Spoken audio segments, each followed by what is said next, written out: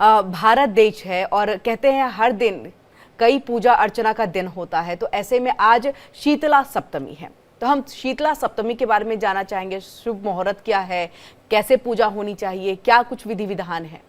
देखिए, शीतला सप्तमी जो कही जाती है 2 बार आती है। एक तो ये शीतला सप्तमी आती है जिसकी आप चर्चा कर रही हैं, और जैसा कि आपको बताऊं कि आज ही के दिन मेरा जन्म हुआ है, जो हिंदी कैलेंडर के अनुसार विक्रम पंचांग है, चैत्र कृष्ण सप्तमी। तो ये चैत्र की शीतला सप्तमी का व्रत रखा जाता है। मेरी माता ने भी शीतला सप्तमी का व्रत रखा था, और ये मतलब गांव में, आज ग्रामीण अंचल में आप जाएंगे तो आज भी माता शीतला, जो नीम का वृक्ष होता है, नीम के वृक्ष में माता शीतला का वास माना जाता है, और उनको जल दिया जाता है। जल में दही मिला करके जल दिया जाता है, कपूर से उनकी आरती की जाती है, और नैवेद्य के स्वरूप में गुड़ का भोग लगाया जाता है।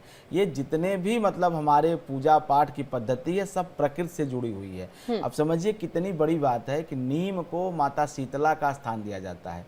और आप जानती हैं कि हिंदुस्तान में पहले से चेचक की बहुत बड़ी बीमारियां रही, महामारी रही, स्मॉल पॉक्स, चिकन पॉक्स, ऐसी बीमारियां रही, और उनमें जो सबसे बड़ा प्रयोग किया जाता रहा, चाहे इसे दैवीय आधार बना करके, चाहे वैज्ञानिक आधार आप समझें, नीम के पत्तों के जल से स्नान कराया जाता था। और नीम के पत्तों में बहुत सारे एंटीबायोटिक गुण माने जाते थे। और आप एक बात जानिए कि जो चिकन पॉक्स होता है उसमें जलन बहुत होती है। जो चिकन पॉक्स का रोगी होता है उसके सबसे बड़ा जो साइड इफेक्ट उसको महसूस होता है कि उसको बहुत सारे जो है शरीर में जलन होती है, इतनी जलन होती है कि वो असहनीय होता है।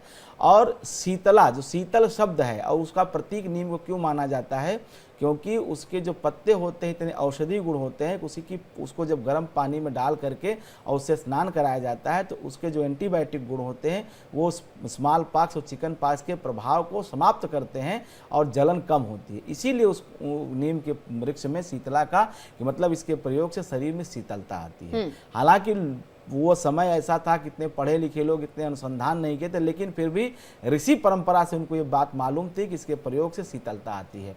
तो ये शीतला सप्तमी माता शीतला का व्रत है। शीतल शब्द से ही आपको पता चलेगा कि ये शीतलता प्रदान करते हैं, जल की अधिष्ठात्री देवी हैं। और जो इनके हमारे यहाँ जो पूजा होती है नीम के वृक्ष में माना जाता है, खास करके इनकी 2 बार पूजा होती है। एक जो आज चैत्र कृष्ण सप्तमी है, इसके साथ साथ एक बार आषाढ़ में इनकी पूजा की जाती है। तो ये 2 पूजा करने का विधान है ये माता शीतला का, और ये शीतलता प्रदान करती है। खास करके जो 2 बीमारियां हमारे देश में रही, स्मॉल पॉक्स, चिकन पॉक्स, इस तरह के बीमारियों में इनका विशेष रूप से पूजन, उन बीमारियों की शांति के लिए, महामारी की शांति के लिए इनका आवाहन विशेष रूप से किया जाता है। इनके नाम से आहुति दी जाती है और तमाम तरह के पूजन उपचार सामग्री से इनका पूजन किया जाता रहा है। यह अनादिकाल से होता रहा है, और आज भी जो पहले गांव में रहने वाले जो लोग हैं, आज भी आज के दिन शीतला सप्तमी का व्रत करते हैं, और ये अनवरत व्रत रहा जाता है। इसे कहीं कहीं जैसे और महीनों की सूर्य सप्तमी भी कहा जाता है, सूर्य की दशा को भी ठीक रखने के लिए, क्योंकि सूर्य का जो तेज है वो क्या है, तेज मतलब प्रकाश, बहुत ज़्यादा उसमें जो है ताप होता है। तो सूर्य के ताप को भी कम कौन करता है, यही जो है शीतलता।